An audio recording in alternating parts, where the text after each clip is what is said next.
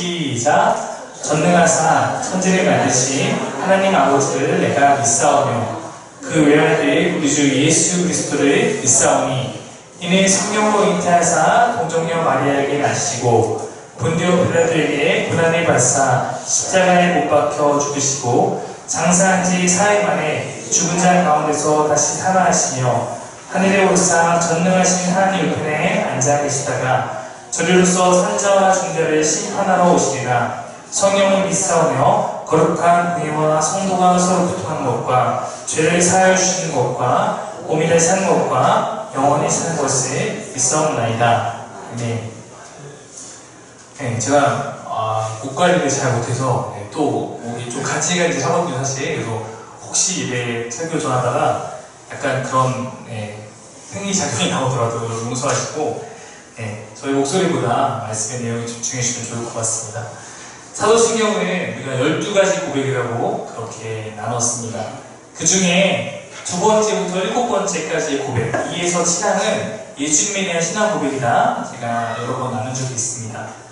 이 부분은 두 가지 질문에 대한 답을 우리에게 주며 우리로 하여금 두 가지 질문에 대한 답을 고백하도록 하고 있는데, 첫 번째 질문은 예수님이 그럼 누구신가?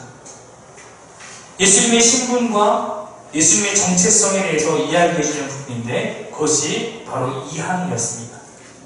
지난주에 우리는 이 부분을 나눴죠. 두 번째, 그럼 그 예수님께서 무엇을 행하십니까? 예수님의 생애가 어떠했고 예수님의 사역이 어떠했고 이것에 대한 신앙 고백이 이제 나머지 부분인데, 우리가 그 중에 오늘 예수님의 생애에 관한 3, 4항의 부분을 다루려고 합니다. 그것이 바로 예수님께서 이 땅에 오신 성육신 사건과 십자가 사건입니다. 네, 다시 한번 사도신경 세 번째 고백을 한번 같이 읽도록 하겠습니다.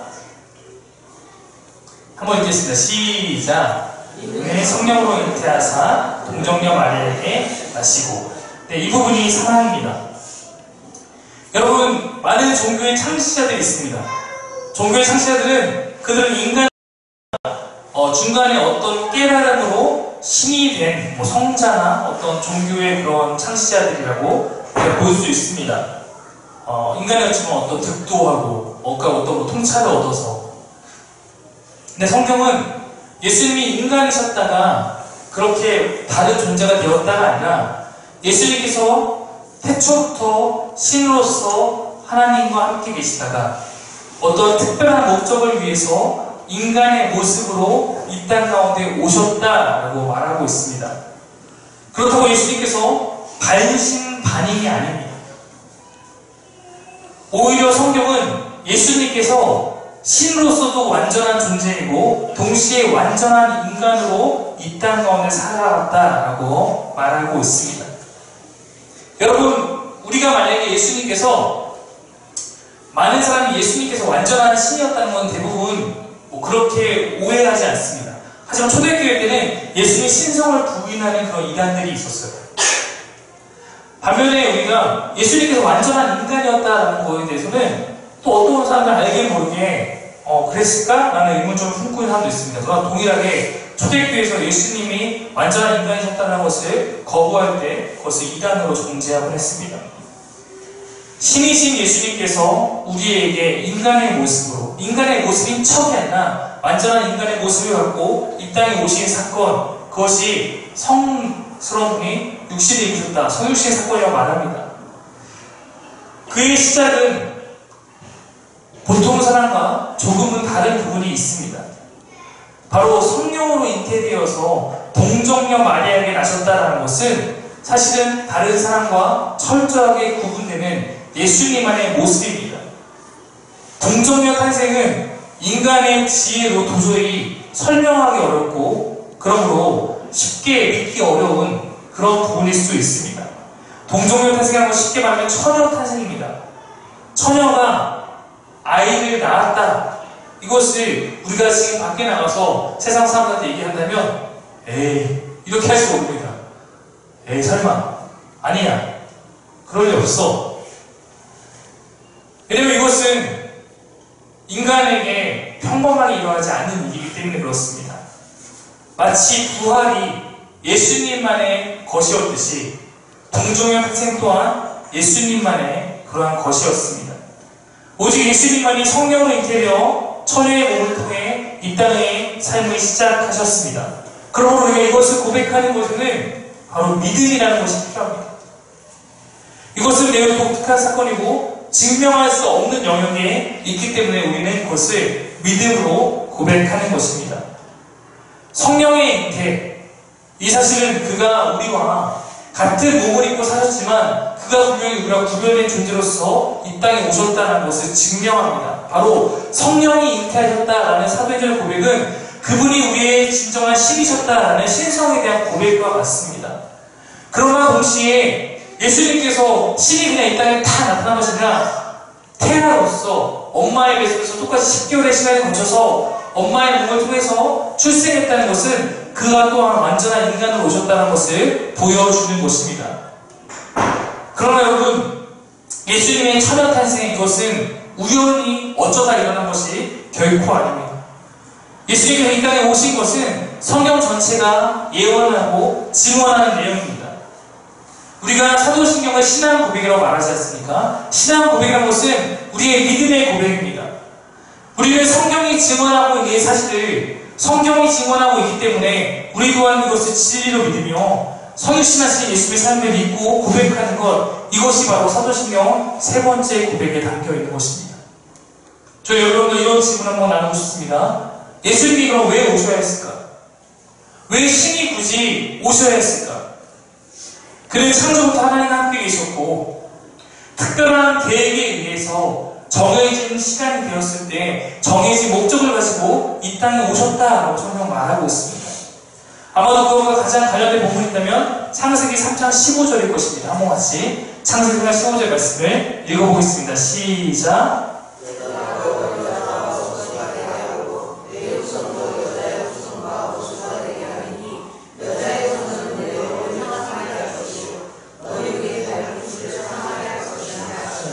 우리가 아까 찬양했던 내용과 좀 비슷하죠? 네.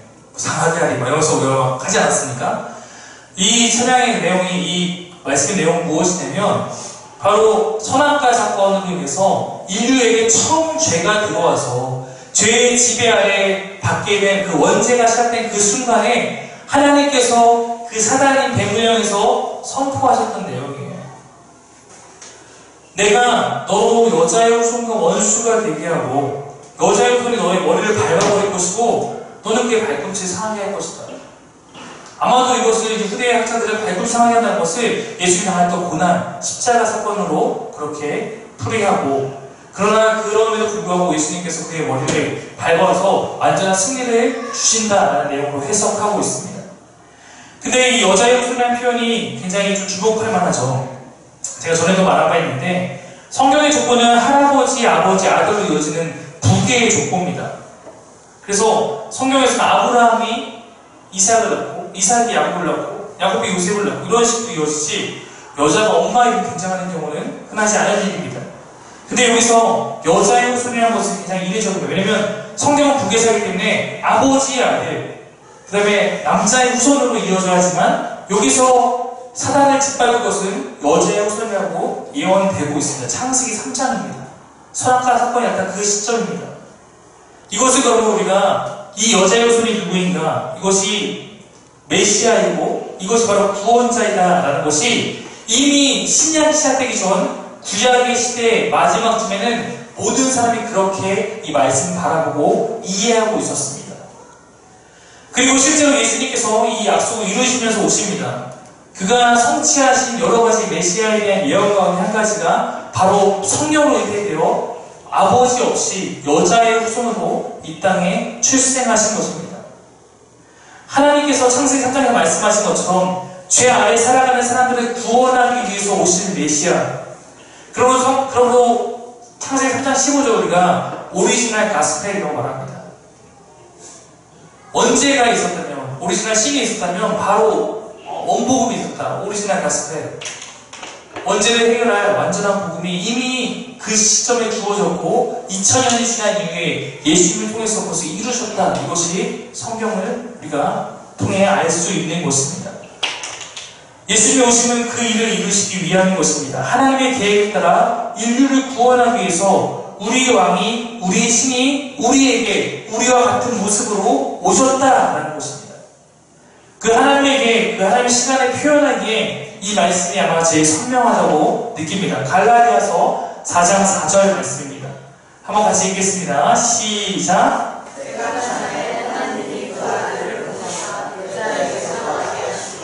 하나님의 때가 있었던 거예요. 하나님이 원하시는 그 때가 있었고 이제 드디어 그 때가 찼기 때문에 하나님이 정하신 기한에 따라서 그 계획에 따라서 한치의 오차도 없이 하나님께서 아들을 보내사 이제 네가 가서 그 목적을 해야 된다. 네가 인류를 구원하기 위해서 인간의 세계로 나아가야 한다라고 하고 여자에게서 나게 하셨다. 왜 신이신 예수님께서 인간의 삶을 살아야 했을까? 여러분, 우리는 인간의 삶을 산다는 것을 우리도 같은 인간이기 때문에 고귀하게 봅니다. 인간의 삶을 사는 것. 그러나 여러분, 만약에 우리가 인간인데 우리가 동물이나 곤충과 같이 변화돼서 그들의 삶을 살아간다고 생각해 보십시오. 정말 뚜렷한 목적이 없다면 그것을 상상하기 힘든 일일 것입니다. 근데 우리를 만드신 신이 피조물인 인간을 위해서 인간이 되셔야 했다는 것입니다. 이것이 굉장히 큰 놀라움이죠. 왜 그랬을까? 그것이 인간을 사랑하신 하나님께서 인간을 살리기 위해서 하실 수 있는 방법이기 때문입니다. 모든 사람을 구원하고 우리에게 새로운 소망을 주기 위해서 그분이 그렇게 행하셨던 것입니다. 이렇게 이해하시면 됩니다. 여러분, 한 사람 아담이 범죄했기 때문에 모든 인류가 죄의 영향을 아래에서 죽음으로 향하게 되었습니다. 한 사람 아담의 죄가 대표돼서 모든 인류가 죄 가운데 살아가게 됐습니다. 구약에서 동물의 죽음으로 이 죄의 형벌을 잠시 멈추고 덮으면서 살아갔습니다. 해결하고 살아간 것이 아니라 그 죄의 형벌을 덮은 것이죠. 제사로서. 이 죄를 근본적으로 해결하기 위해서는 인간 스스로가 이 문제를 스스로 해결해야 합니다. 그렇지만 보통의 사람으로서는 죄의 유혹을 이기고 흠없는 제물이 될 수 없습니다. 예수님은 아담의 실패로 말미암아 인간에게 찾아온 이 죽음, 죄의 죽음을 이기기 위해서 구원의 목적을 갖고 인간으로서 순종을 통해 영원한 의를 이루기 위해서 인간의 대표가 되신 것입니다. 히브리서 말씀 한번 읽어보겠습니다. 죄송합니다. 한번 읽어보겠습니다. 시작.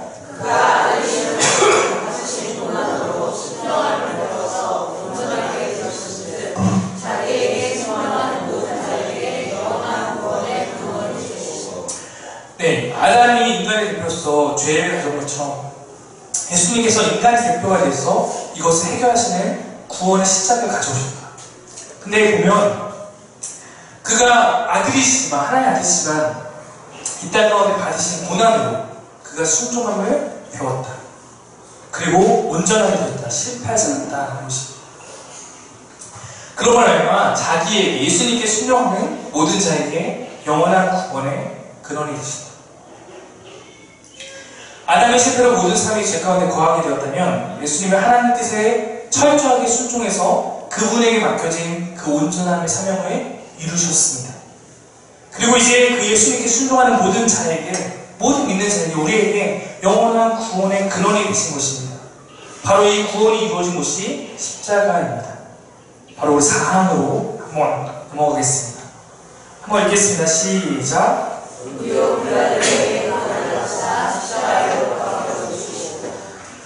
이 목적이 이루어진 곳이 십자가지 않습니까? 십자가. 신이 모든 사람을 구원하기 위해서 나아가야 했던 죽음의 길. 그것이 십자가의 길이었습니다. 모든 사람을 살리기 위해서 스스로가 희생 제물이 되는 것. 여러분, 인간에게 가장 감당이 어려운 것은 죽음이라고 생각합니다. 죽음을 향한 그런 순종이 필요했습니다.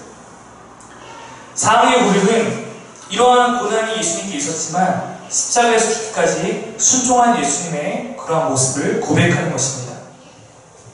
근데 여기 보면 본디오 빌라도라는 한 인물이 등장합니다. 여러분, 본디오 빌라도가 누구입니까? 누구죠? 빌라도.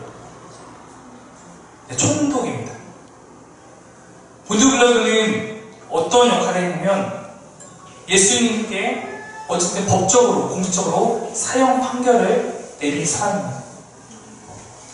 그는 솔직히 말하면 성경을 보면 예수님께 사형 판결을 내기 싫어했던 인물입니다. 그렇지만 예수님을 위해서 끝까지 자기가 갖고 있는 그러한 믿음을 갖고 무죄를 선언하지 못하고 사람들의 그런 시선을 두려워해서 유죄를 선언하면서 나는 이 일에 의해서 무관하다라고 앞에 손을 씻었지만 사도신경은 그의 이름을 공식적으로 언급하면서 계속해서 이 고백 가운데 본디오 빌라도의 이름이 예수님을 죽인 인물로 등장하고 있습니다. 왜 이것이 사도신경 안에 고백 안에 들어갔을까? 추측건데 예수님의 죽음이 역사의 현장에 실제 있었던 것임을, 이것이 그냥 허구가 아니라 당시에 정말로 정치적 주권자였던 본디오 빌라도의 이름이 로마 역사 안에 기록되어 있는 것과 같이 예수님의 죽음 또한 역사의 한 페이지에 기록된 사실이라는 것을 아마 우리가 고백하기 위해서 이것이 들어가 있지 않을까 생각합니다. 우리가 지난 시간에 두 번째 항에서 예수님이 이렇게 고백했습니다. 하나님의 아들이시오, 우리의 주인이시오, 우리의 구원자이십니다. 오늘 세 번째, 네 번째 항에서는 예수님께서 그러한 분인데 우리 위해서 어떻게 하셨는지 보여주고 있습니다. 인간으로서 그의 시작이 어떠했고 또한 그의 죽음이 어떠했는지를 고백하고 있습니다. 예수님의 출생과 죽음, 비록 두 문장의 고백에 불과하지만 그 안에는 예수님의 삶 전체에 대한 우리의 믿음의 고백을 담고 있는 것입니다. 여러분, 우리가 이 땅에서 이런 고백을 자주 합니다. 이 땅에서 그리스도인으로 지금 시대에 살아가는 것이 참 어렵다. 믿음을 지키기 너무 어렵다. 너무 기독교인으로서 살아갈 때 주변에 박수를 받기보다 뭔가 눈치를 보고 살아가야 되는 이 현실이 너무 어렵다. 여러분, 구약의 선지자들 또한 그랬습니다. 그 시대도 다르지 않았습니다. 그런데 우리가 그럼에도 불구하고 이런 어려움이 있음에도 불구하고 이 땅 가운데 신앙을 지키며 그리스도로서 고난이 오지만 그것을 이기며 감당하며 살고자 하는 선택을 할 수 있는 것은 우리가 받은 은혜와 사랑이 있기 때문입니다. 하나님께서 나에게 이렇게 하셨기 때문에 내가 당하는 이 고난도 나도 능히 기꺼이 이겨야지라는 마음이 있을 수 있는 것입니다. 그 사랑 결정체가 바로 이 십자가 사건에 대한 고백이 아니겠습니까? 우리를 사랑하신 변함없는 하나님의 사랑, 다시 말하면 우리에게 늘 그 십자가의 사랑, 우리 위해서 이 땅에 오시고 우리 위해서 죽으심을 말미암아 나의 죽음을 대신하신 그 예수님에 대한 그 사랑이 내 안에 있을 때에만 우리 삶 가운데 내가 예수님을 인해서 욕을 먹고 예수님을 인해서 핍박을 당하고 손해를 봐야 되는 상황 가운데서도 그것을 이길 수 있는 힘이 있는 것입니다. 나는 예수님이 받은 것이 아무것도 없는데 내가 예수님에서 그렇게 살아야 되나요? 받은 것이 없는 자는 그렇게 고백할 것입니다. 그러나 여러분, 내가 받은 것이 무엇인지 그 은혜가 충만한 사람은 내 삶 가운데 있는 지금의 어려움도 예수님이 날 위해 하신 것을 기억하면서 능히 이길 수 있는 것입니다. 우리 위해서 이 땅에 오셔서 목숨까지 주시는, 땅에 떨어진 하나님의 미랄이 되어서 본인 스스로가 썩어져서 대신 그 주변을 소생케 하셨던 그 예수의 모습을 우리가 기억해야 하는 이유입니다. 예수님의 삶이 우리를 채웁니다. 그분의 희생이 우리를 감싸는 것입니다. 그가 보여주신 소망들, 바로 그가 십자가의 죽음 앞에 죽었지만 거기에 멈추지 않고 다시 부활하여서 너희도 나를 믿고 살면 나와 같이 부활하여 영원히 함께할 것이라는 소망이 우리가 고난 가운데 있을 때에도 소망하며 절망하지 않도록 만드는 것입니다. 그러면 여러분, 우리가 이러한 성경에 대한 이런 예수에 대한 이해를 잊고 살아간다는 것은 우리의 믿음의 삶이 나약해질 수밖에 없습니다. 우리가 오늘 이런 믿음의 고백과 믿음의 소망이 있을 때 내 삶을 바라보는 관점이 바뀌는 것이고 나의 미래를 바라보는 관점이 달라질 수 있는 것입니다. 그러므로 기독교인은 밖에서 봤을 때는 불편해 보이고 어려워 보이고 힘든 것을 살아가는 것 같지만 이 안에 들어왔을 때 그것을 깨달았을 때 진정으로 자유하고 진정으로 소망이 있고 가장 큰 기쁨 가운데 가장 큰 행복을 누리며 살아가는 존재들인 것입니다. 여러분, 예수의 삶을 다시 한번 우리가 묵상해 봅시다.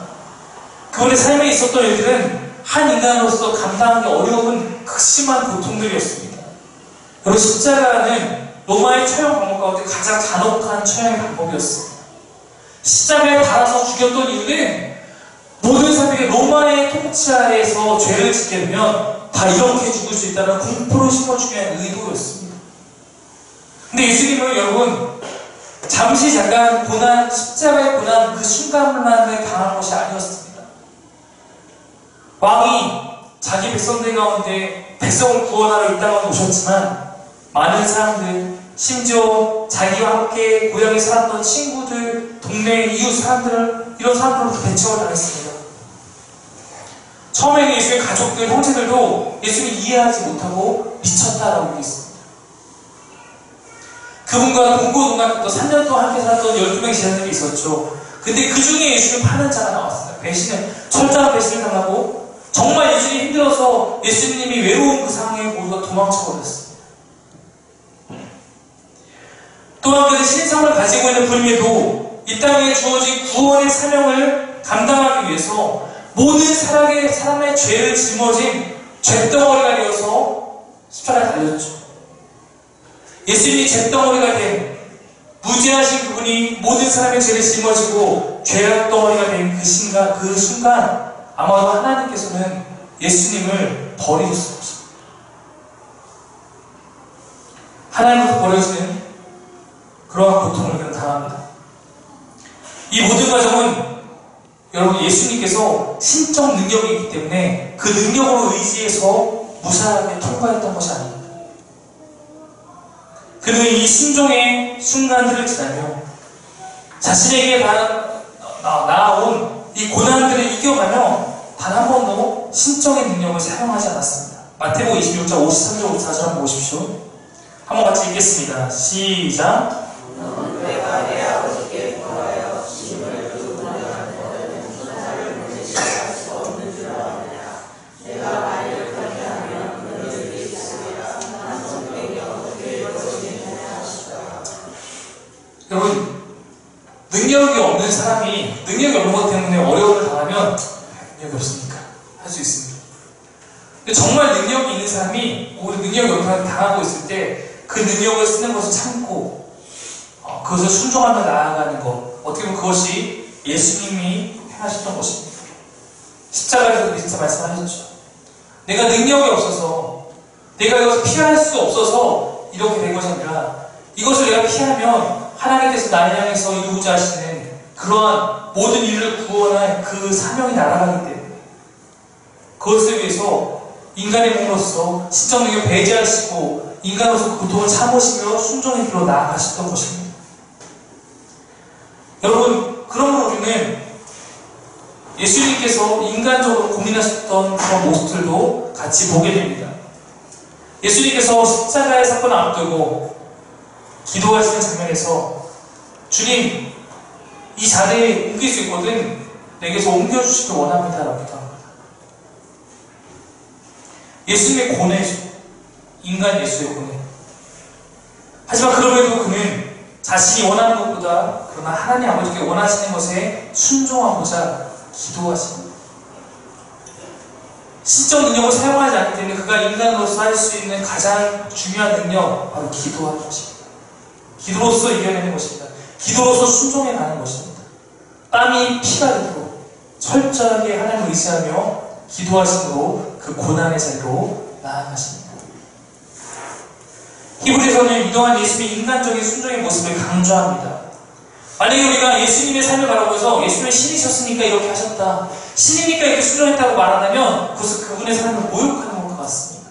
히브리서 2장 17절 18절 한번 같이 읽겠습니다. 시작.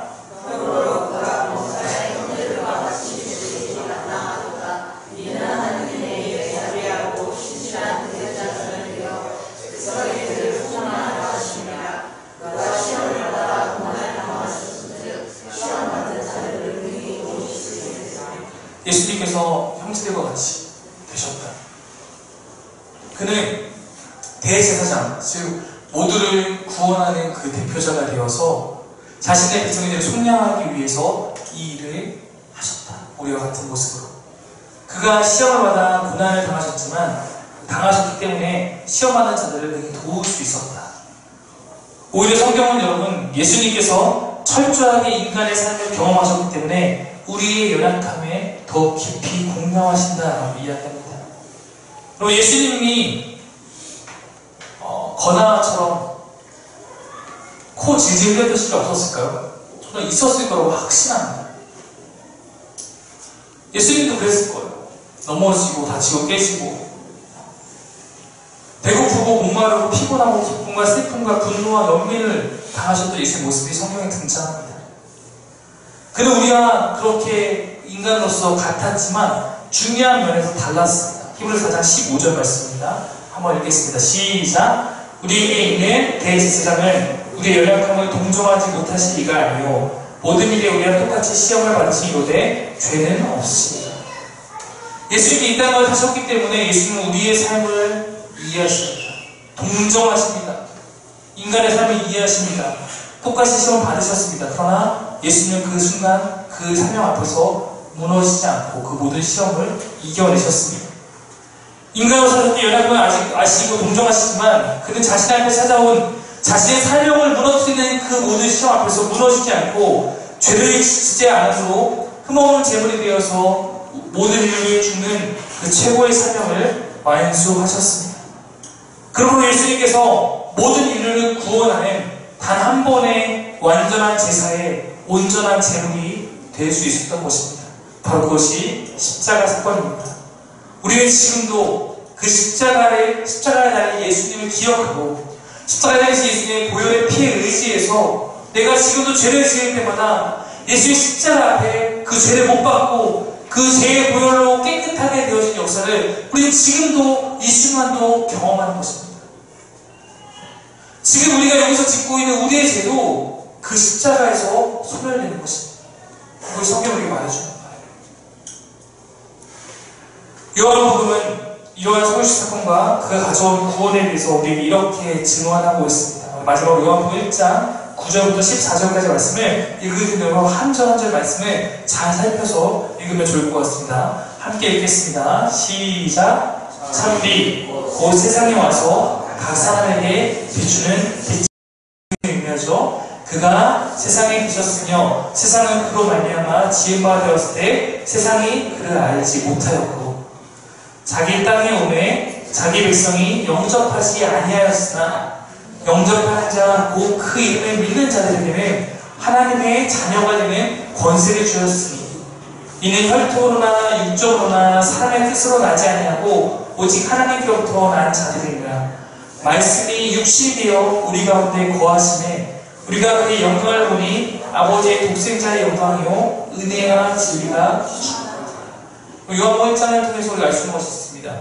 말씀이 육신이 됐는데 말씀이 지금 누구냐? 예수님 말씀이라는 거예요. 그분이 육신이 돼서 우리 가운데 오셨고 그분이 아버지 독생자의 영광이었다. 근데 요한복음 1장 1절 어떻게 말하지 않습니까? 태초에 말씀이 계셨다. 즉 그 얘기는 태초부터 계셨던 예수님께서 우리 가운데 우리를 구원하고 우리를 구속하기 위해서 그분을 믿고 영접하는 자들에게 구원과 자녀되는 권세를 주고자 이 땅 가운데 오셨으나 자기 백성이 그를 알지 못하고 그를 거부함으로 말미암아 많은 사람이 구원받지 못하였다.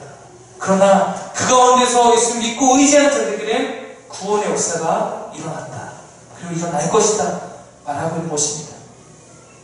말씀 마무리합니다. 신이신 예수님, 그리고 또한 인간이셨던 예수님, 그렇게 예수님께서 하신 하나님과 인간 사이의 중보자가 되어서 우리가 예수님을 통해 하나님의 자녀가 되도록 하셨습니다. 오늘 이러한 예수의 삶에 대한 전적인 우리의 고백과 전적인 의존이 우리에게 필요합니다. 우리의 죄를 어떻게 해결합니까? 예수님을 통해서. 우리가 하나님께 어떻게 나아갈 수 있습니까? 예수님을 통해서. 우리가 어떻게 죄의 자녀인데 하나님의 자녀가 될 수 있습니까? 예수님을 통해서. 예수님의 모습을 보면서 예수님께서 고난 가운데 순종의 삶을 살았던 것처럼 나도 그 모습을 닮아 내 삶의 한 점이라도 내 삶의 일부분이라도 그분과 같이 살아가기 위해 노력할 때 우리가 그의 주의 자녀라고 말할 수 있을 것입니다. 우리가 그의 길을 따르려는 결단이 필요합니다. 여러분, 예수의 순종과 우리가 해야 할 순종의 무게는 결코 같지 않습니다. 그러나 여러분, 그 방향은 동일합니다. 주님이 걸어가신 그 길을 나도 따라서 걸어가는 것, 주님의 흔적이 내게도 남아서 그 흔적을 쫓아 내 삶을 드리는 것, 그것이 사도신경을 고백하는 우리에게 필요한 진정한 삶의 고백일 것입니다. 마지막 페이지 한번 넘겨주십시오. 여러분, 이 시간에 우리가 예수님의 순종을 기억하시면서 이 땅에 가라가셨던 것에 대한 순종, 이 땅 가운데 그 살아가셨던 것에 순종, 십자가에까지 순종하셨던 그의 모습을 기억하며 그의 삶을 따라 살아가는 우리 상임의 교회 귀한 형제자매 되기를 간절히 축복합니다. 기도하겠습니다.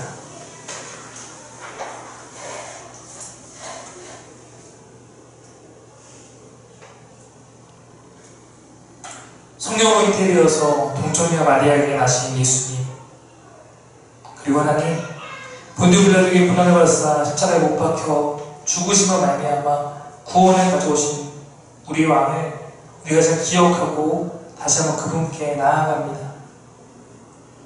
여전히 그 죄의 은혜에 비해서 너무나 볼품없는 삶을 살아가는 우리일지 모르지만 하나님, 다시 한번 내가 이 십자가의 은혜를 기억하고 말미암아 내 삶을 하나님께 드리겠다고 다짐하고, 혹시 내 삶에 무너져 있던 죄악된 못들을 다시 한번 그 십자가에 내가 스스로 못 박으며 하나님 앞에 함으로 나아갈 수 있도록 인도하여 주옵소서.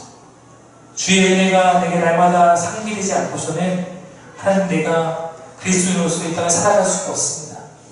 주님, 이 은혜를 깊이 묵상하고 나아갈 수 있는 주의 자녀 될 수 있도록 인도하여 주옵소서. 아버지의 순종을 따라서 주의 길을 따라 걸어갈 수 있는 상임의 교회 될 수 있도록 인도하여 주옵소서. 예수님의 이름으로 기도드립니다. 아멘.